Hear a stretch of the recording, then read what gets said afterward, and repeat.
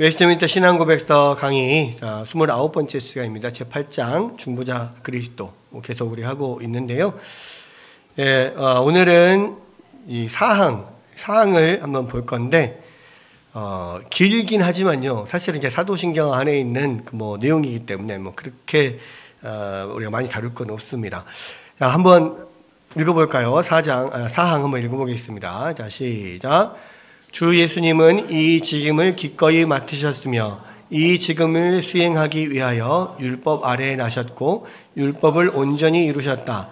그분은 영혼에 느껴지는 가장 극심한 고통과 육체 안에서 느껴지는 가장 고통스러운 아픔을 감내하셨고 십자가에 못 박혀 죽으셨으며 장사되어 사망의 권세 아래에 머무셨지만 썩음을 당하지 아니하시고 고난을 당하실 때에 그 육체 그대로 사흘 만에 죽은 자 가운데서 살아나셨으며 또 그 몸을 가지고 하늘에 오르사 성부 하나님의 우편에 앉으셨다. 그분은 그곳에서 중보기도를 드리시며 세상의 마지막에 다시 오시어 사람들과 신사들을 심판하실 것이다. 전체적인 내용 우리가 사도신경에서 고백하는 예수 그리스도에 대한 내용들입니다. 그래서 그렇게 어려운 것들은 없지만 간단하게 잠깐 설명을 하자면요. 그러니까 예수님이 이 직임을 기꺼이 맡으셨다라고 했을 때 이 직임은 중보자의 직임입니다. 중보자. 그러니까 하나님과 인간 사이에 연결할 수 있는 연결고리 역할을 해주시는 중보자의 역할을 한다는 거예요. 그래서 지난번에도 말씀드렸지만 거룩하신 하나님과 죄 가운데 있는 인간은 도저히 한 공간에 함께 있을 수 없다 그랬어요. 제가 계속 이야기 드린 것처럼 마치 산소가 가득 찬 방에 불꽃을 들고 사람이 들어오면 펑 터져버리는 것처럼 본질상 죄를 가진 인간은 불꽃을 가진 인간과 같고 하나님은 거룩하신 하나님은 거룩한 산소, 깨끗한 산소가 가득 찬 방과 같아서 본질상 함께 있을 수가 없어요. 그러면 나름대로 함께 있을 수 없는 것을 함께 있게 만들려면 나름대로 그 중화하는 작용을 하는 중간 연결고리가 필요한데 그 연결고리가 바로 중보자의 직임, 그 중보자의 직임을 예수님께서 친히 맡으셨다. 예수님 성자이신 예수님께서 친히 맡으실 수밖에 없는 이유가 있죠. 왜 그렇습니까?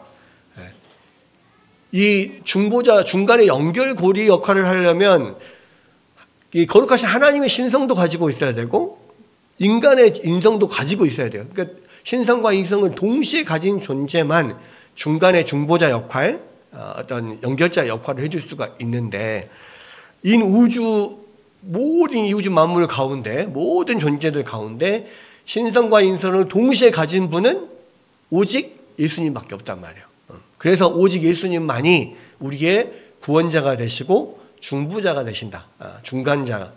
중개자가 되신다. 이렇게 볼 수가 있습니다. 이 중보자의 개념, 이 직임을 예수님께서 기꺼이 맡으셨다는 거예요. 그래서 성자이신 예수님밖에 하실 수 없어요. 인성을 가지고 태어나신 예수님밖에 할 수가 없고 이것을 예수님께서 성자께서 기꺼이 맡으셨다. 이 직임을 그렇게 하셨고요.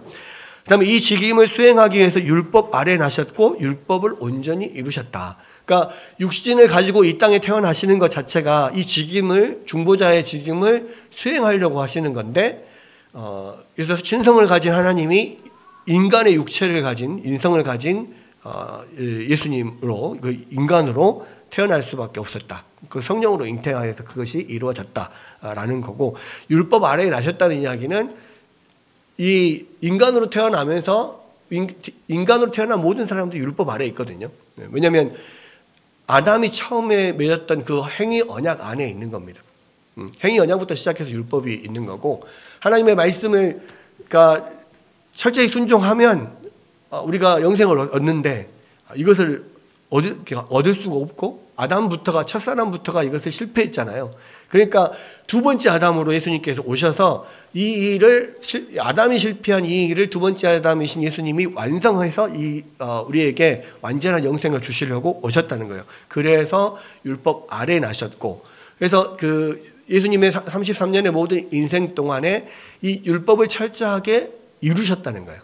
그러니까 하나님의 어떤 뜻을 하나도 어기지 않고 이것을 다 이루셔서 율법을 온전히 이루셔서 이룬 그 의를 우리에게 넘겨주심으로써 하나님 앞에 우리가 죄인이 아닌 의인으로 서게 만드는 거죠. 그게 이제 중보자의 어떤 역할을 하는 겁니다.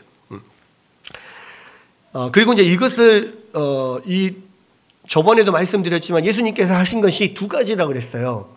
하나는 우리의 인간의 몸을 입고 철저하게 완벽하게 하나님의 말씀에 순종하는 것, 율법에 순종하는 것, 이게 첫 번째고요.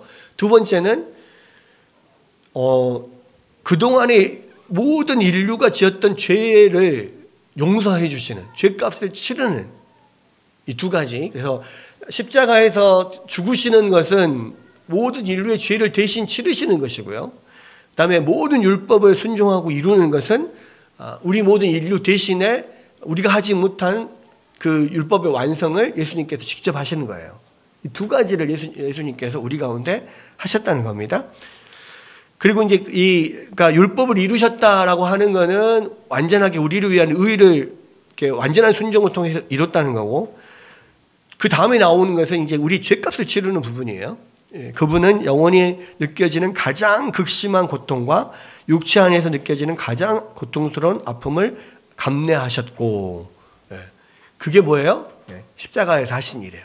십자가에서 하신 일. 그러니까 이 십자가에서, 그러니까 예수님께서 그 겟세마네 동산에서 그렇게 할 수만 있거든.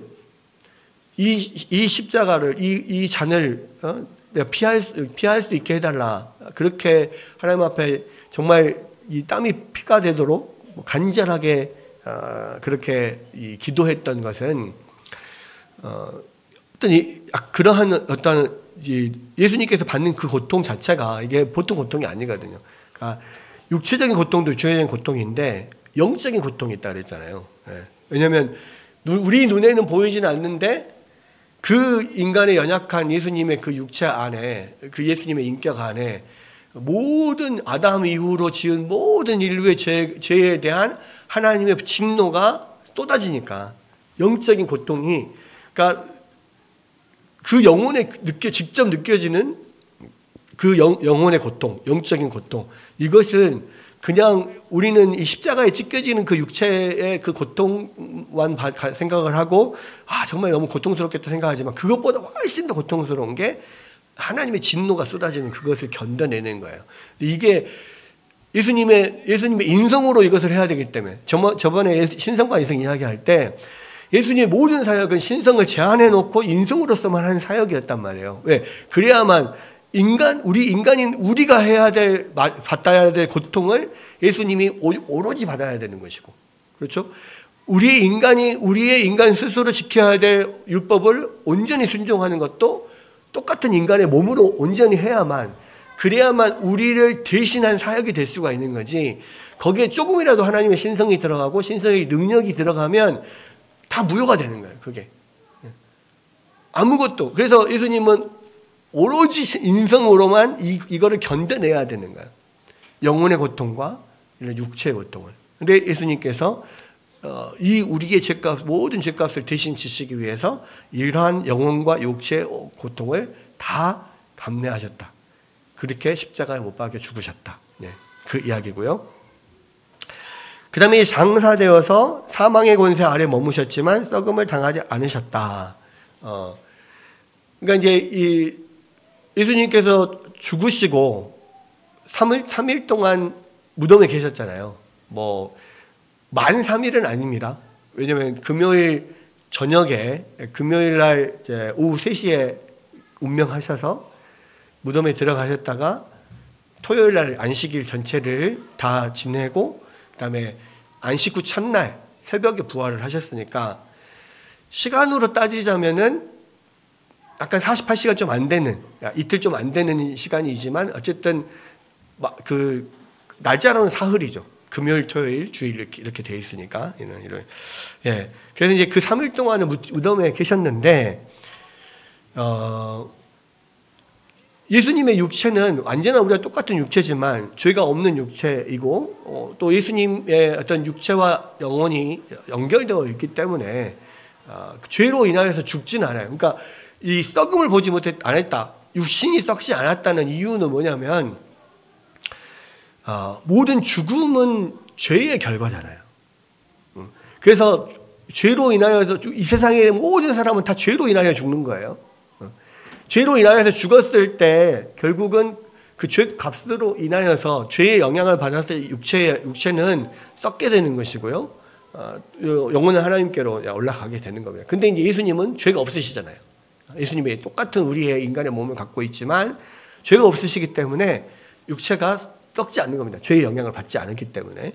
그래서 사흘 동안 무덤에 있었지만 썩지 않으셨다. 썩음을 보지 않으셨다라고 하는 것이고, 사실 예수님이 육체가 그 모든 하나님의 진노와 고통을 받으면서 죽으셨으면 사실 그걸로 예수님이 우리를 대신 하신 일은 다 끝난 거죠.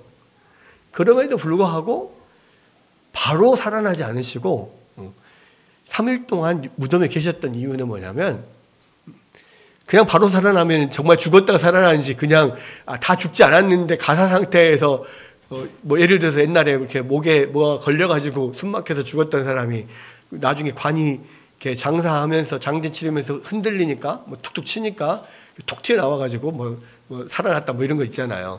이렇게 뭐 아니면 숨이 끊어졌던 사람이 막 심폐소생술 막 하면 숨이 다시 돌아오면서 살아나는 경우가 있잖아요. 네.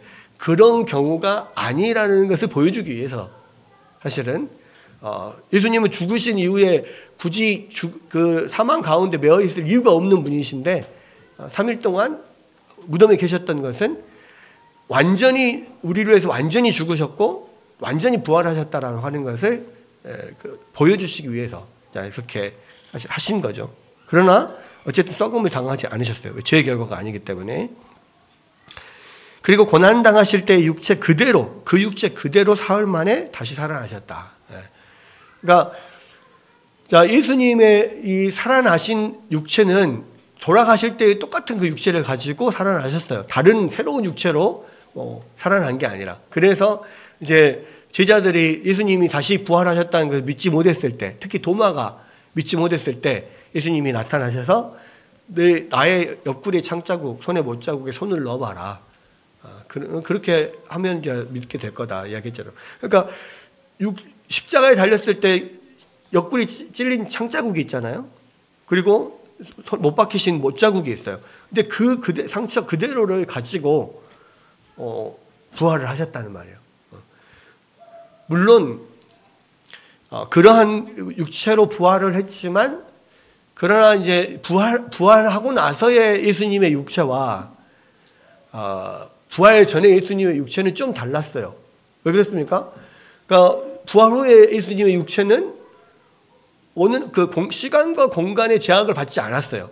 그래서 어느 순간 갑자기 짠 나타나시고, 어느 순간 갑자기 짠 막 같이 이야기하다가 사라지시고, 뭐 이렇게 시간과 공간의 제약을 받지 않은 육체였단 말이에요. 그러면 완전히 그럼 그 전과 후 다른 육체냐?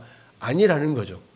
그 육체는 그대로 가지고 부활을 하셨습니다. 그런데 왜 부활 후에는 그 육체가 시간과 공간의 제한을 받지 않는 어떤 한마디로 영적인 육체로 그렇게 보였고, 그 전에는 그렇지 않았을까? 왜 부활 후에는 그런 보통 인간과 다르게 시간과 공간의 제약을 받지 않았을까? 왜 그랬을까요? 네? 그렇죠. 역시 무등생이십니다. 네. 그러니까 그 전에 육체는 예수님의 신성을 제한해 놓으신 육체, 온전히 그냥 인간의 육체로만 사역을 하셨단 말이에요.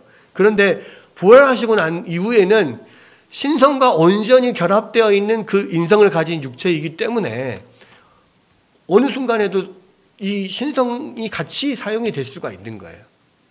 그래서 신성의 특징은 편지하는 거잖아요. 여기도 계실 수 있고 저기도 계실 수 있고 동시에 다른 곳에도 계실 수 있는, 예수님의 신성이 온전히 결합돼서 그 신성이 계속 사용되는 그런 인성이기 때문에 부활 전하고 부활 후는 다른 거죠. 그러나 그 육체만은 똑같은 육체라는 거예요. 그 이야기를 사실 하고 있습니다. 예, 그래서 그 육체 그대로 살아나셨고 또 그 몸을 가지고 하늘에 오르셔서 승천하실 때도 똑같이 그 몸을 가지고 하늘에 오르셔서 성부 하나님의 우편에 앉아 계시는 거예요. 그리고 이후에 심판하러 오실 때도 똑같이 그 몸 그대로 완전한 신성과 완전한 인성이 결합되어 있는 그 모습 그대로 오실 거라는 거죠. 그래서 그렇게 이제 오시기 그 심판을 오러 오시기 전까지 하나님의 우편에 앉아 계시는데 그곳에서 뭐 하시냐? 그곳에서 우리를 위하여 중보 기도를 드리신다는 거죠. 그곳에서 그러니까 예수님이 성경에 보면은 예수님이 우리를 모든 인류의 대제사장이시다 이렇게 이야기하잖아요. 왜 대제사장이라고 하냐면 대제사장이 하는 일 중에 하나가 뭐냐? 죄인, 그러니까 딱 그 중보자 역할을 하는 거예요. 죄인들의 어떤 죄를 사하기 위해서 죄물을 대신 하나님 앞에 드리고 하나님의 용서를 받아서 선포해요. 그러니까 그 이스라엘 백성들이 제사를 지낼 때 이 제사자가 제물을 드리잖아요. 그러면은 직접 그것을 각을 떠서 피를 흘리고 하나님 앞에 드리고 하는 것들은 제사장이 합니다. 근데 제사장이 하고 그리고 나서 이제 제사가 드려지고 난 다음에 그 제사를 드리는 사람한테 와서 그 죄가 사해졌다라고 선포를 해요. 그러니까 하나님께 그러니까 중간에 제사장은 이 사람들의 어떤 죄 때문에 하나님 앞에 드리는 제사라든지 여러 가지 어떤 목적의 제사들을 대신 드리고 하나님의 용서를 대신 받아서 선포해주고 중간 역할을 해주는 거예요. 또 한 가지는 이 하나님의 백성들의 기도를 하나님 앞에 대신 올려드리는 거예요. 그래서 이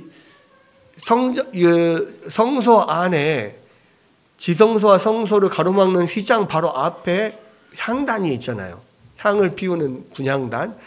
그 향단에서는 매일 24시간 끊이지 않고 계속 향이 올라가게 돼 있어요. 향을 꺼뜨리면 안 돼요. 근데 그 올라가는 향이 뭘 뜻하냐면 이 성전에서 모아서 이 백성들이 드리는 기도를 상징하는 거예요.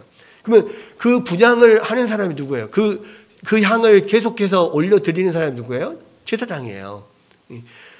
이 모든 제사장의 대표는 대제사장이죠. 그러니까 예수님의 이름으로 우리가 예수님께 기도를 하면 예수님께서 대제사장으로서 그 기도를 모아서 하나님 앞에 올려드리는 거예요.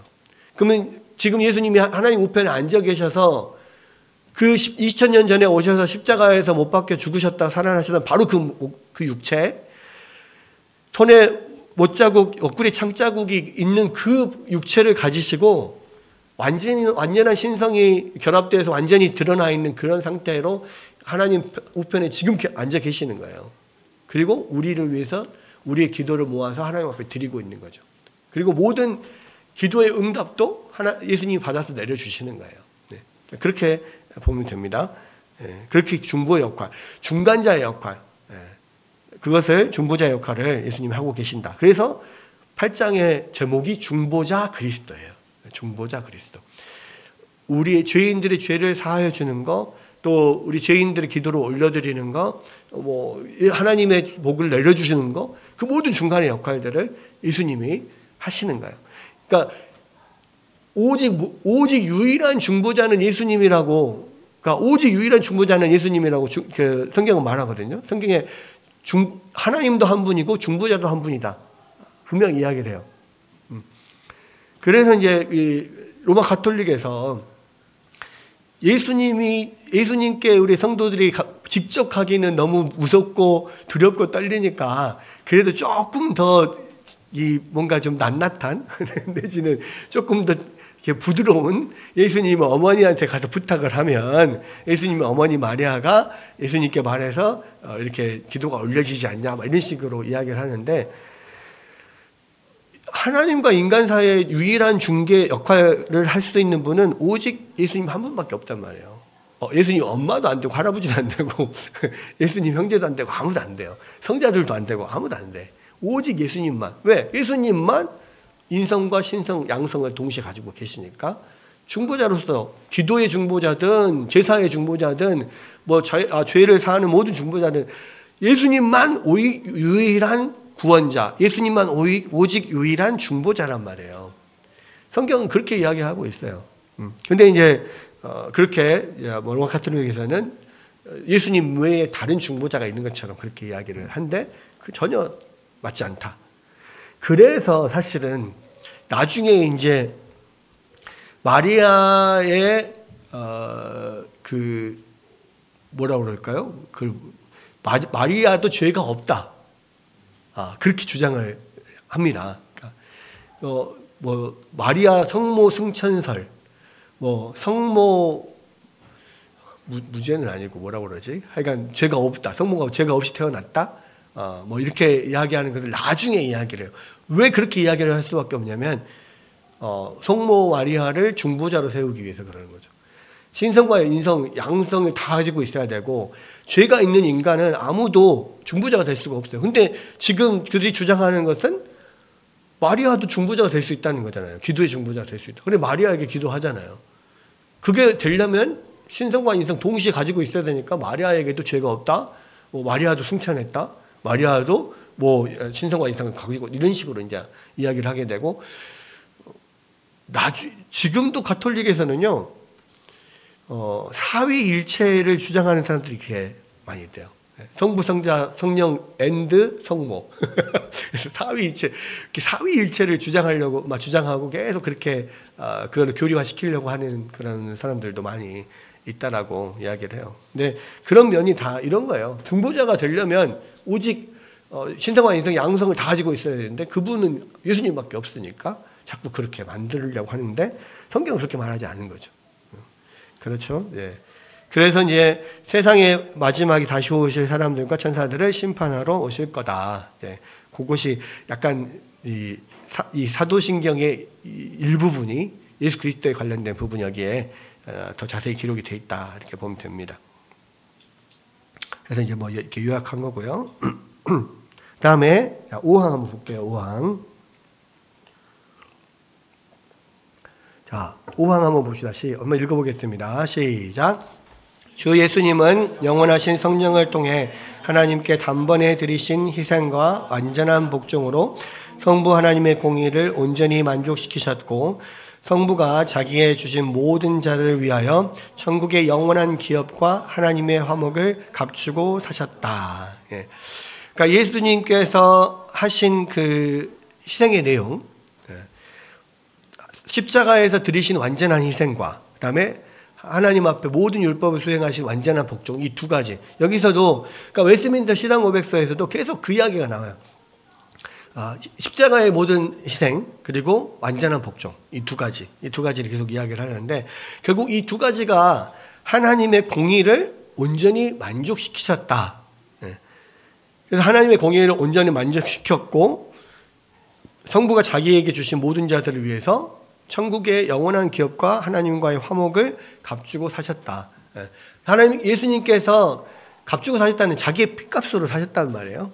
다시 자신의 피값으로 또 자신의 그 완전한 그 율법에 순종함으로 이것을 사셨다는 겁니다. 그래서 하나님의 공의를 만족시켜서 죄를 사하여 주고 또 그들에게 천국의 기업을 이 핏값으로 사서 주셨다. 그 이야기입니다.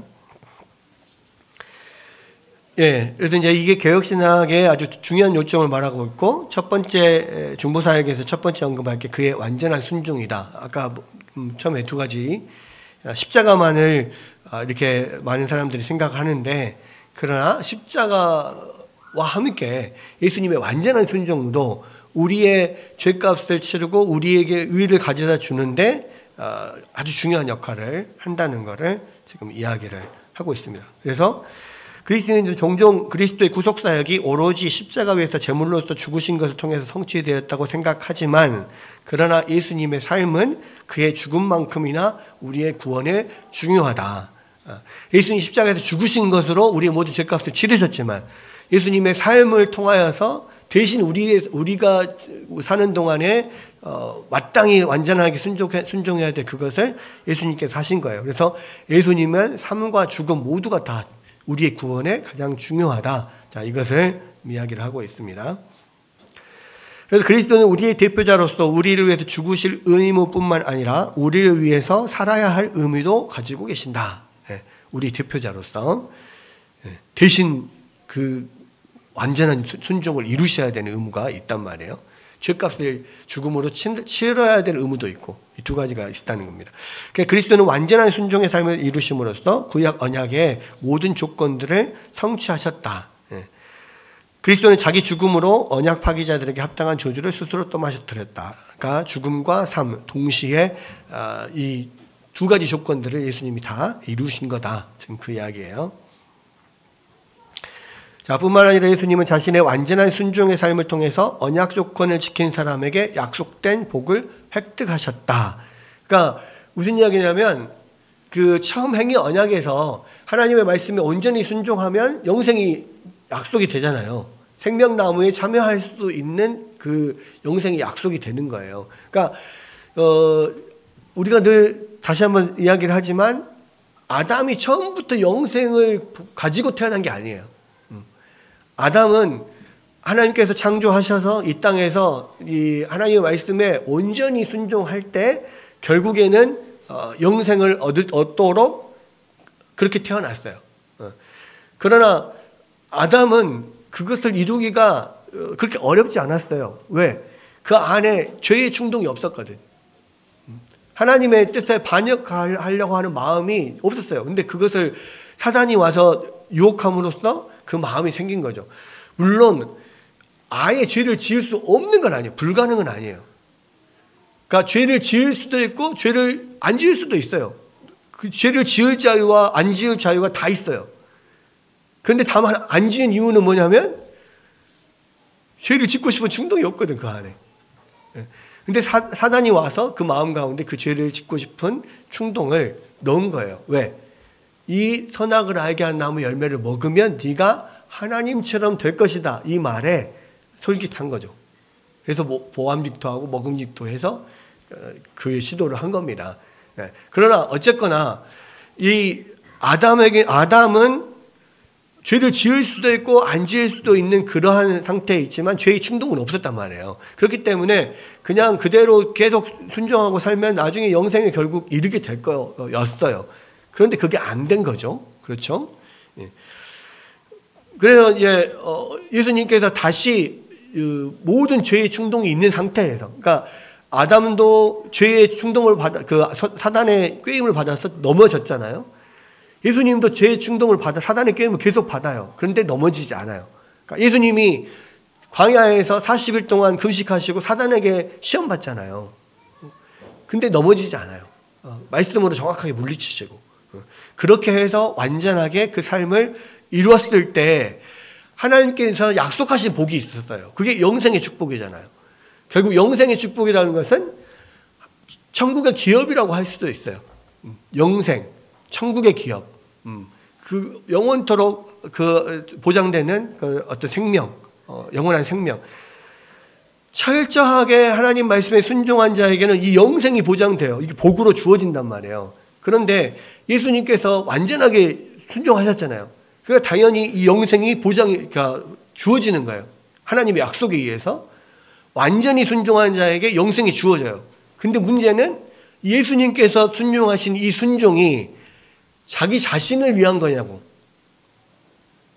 예수님은 그렇게 하나님 앞에 완전한 순종을 하지 않아도 이미 영생을 가지고 계신 분이에요. 그러면 왜 예수님이 철저하게 이 하나님 말씀에 순종을 했냐고요. 그것은 우리를 대신한 일이었다는 거죠. 모든 우리의 대신해서 십자가를 지셨을 뿐만 아니라 우리를 대신해서 완벽하게 순종을 하시고 거기에 약속된 복을 예수님께서 받으셨어요. 영생을. 그리고 이제는 그 예수님을 주와 그리스도로 믿는 자들에게, 그리스도 안으로 들어오는 자들에게 당신이 하나님께로부터 완전한 순종을 통해서 받은 그 영생의 복을 주시는 거예요. 네.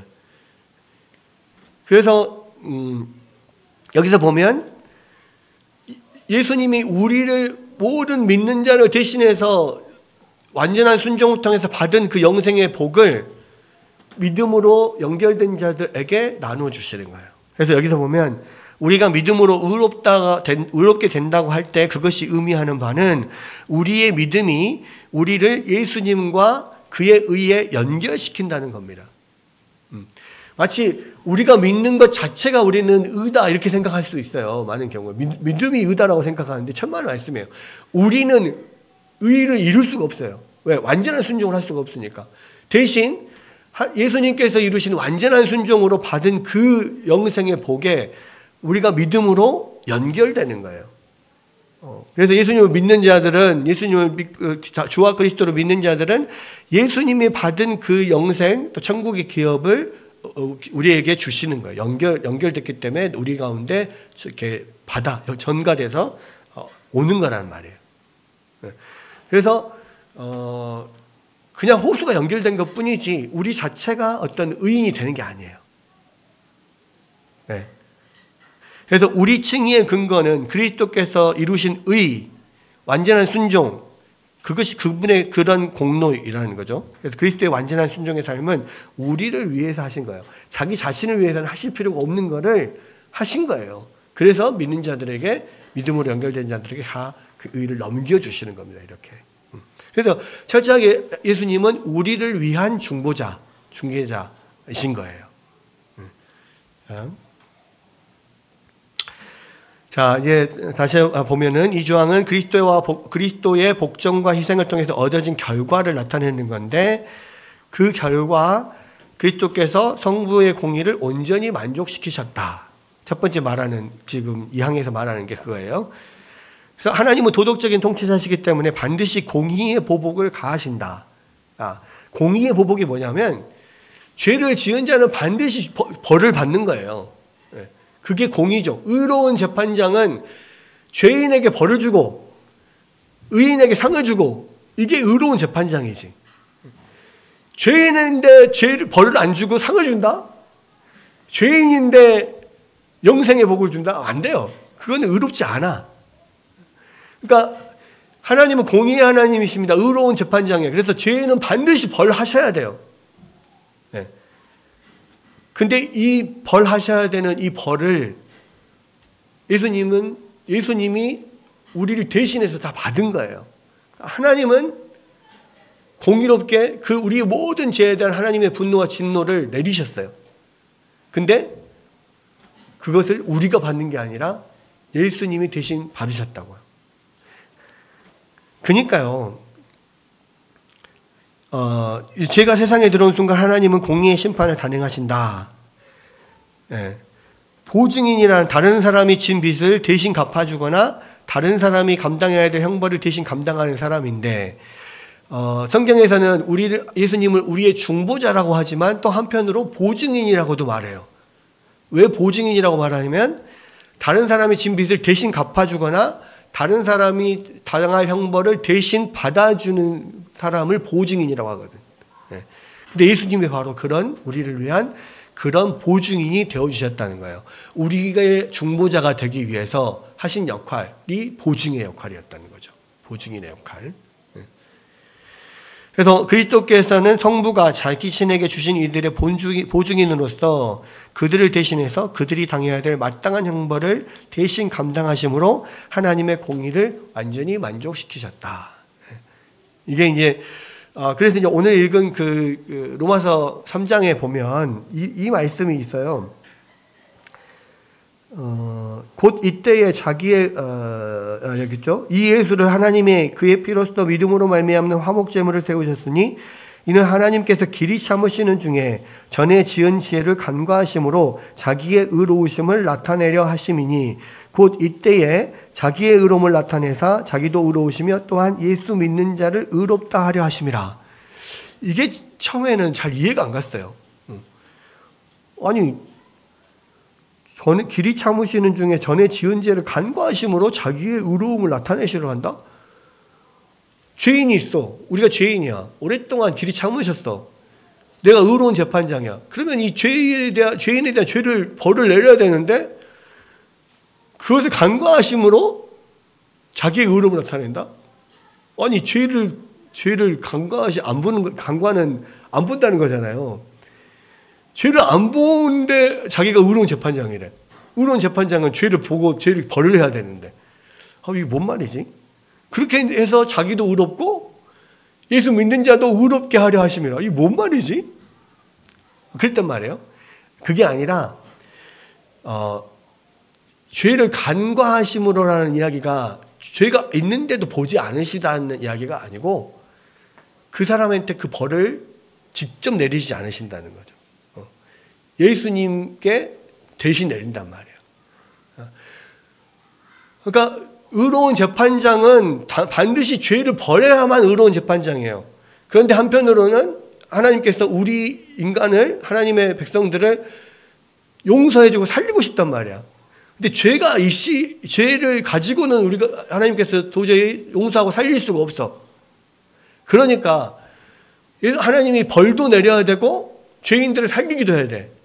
그 방법이 뭐냐면 그 죄가 죄인들에게 그 벌이 직접 가지 않고 예수님이 대신 받게 하는 거죠.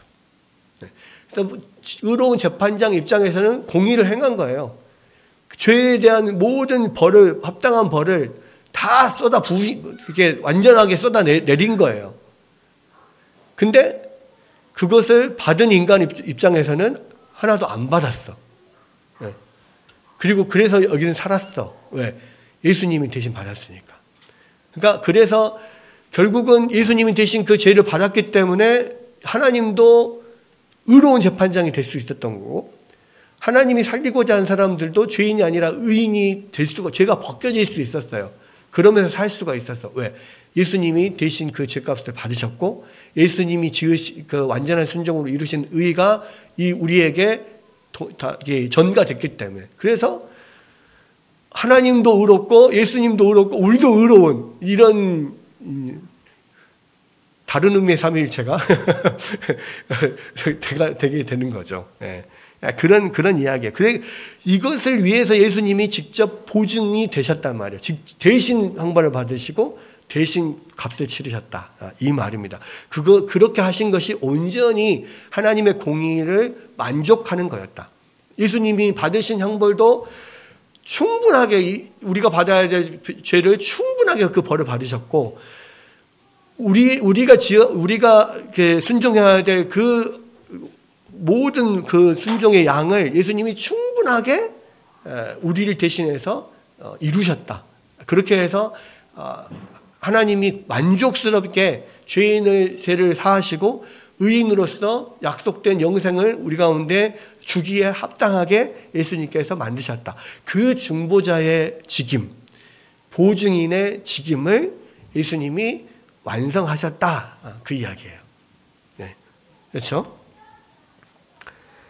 자, 그리고 그리스도께서는 자기 백성을 위해서 화목을 이루셨다. 예수님이 하나님의 공의를 만족시켰으니까 당연히 자연스럽게 나타난 결과가 화목되는 거예요. 왜? 공의가 만족되었기 때문에 그분의 진노가 가라앉았어요. 왜? 모든 진노를 다 예수님 앞에 쏟아 부었거든. 그러니까 진노가 사라졌어요. 그거잖아요. 우리가 부모님한테 잘못했어. 엄청 화가 나셨어. 근데 그 화가 계속 있는 게 아니잖아. 한번 자녀를 막 꾸중하고 또 때리고 나름 벌도 주고 하고 나면 풀려. 그럼 다시 자녀와 부모로의 그 죄 부분이 해결되고 나면 서로 이제 화목한 또 부자 관계, 모자 관계가 되잖아요. 그 이야기예요. 충분히 예수님 앞에 다 풀었어.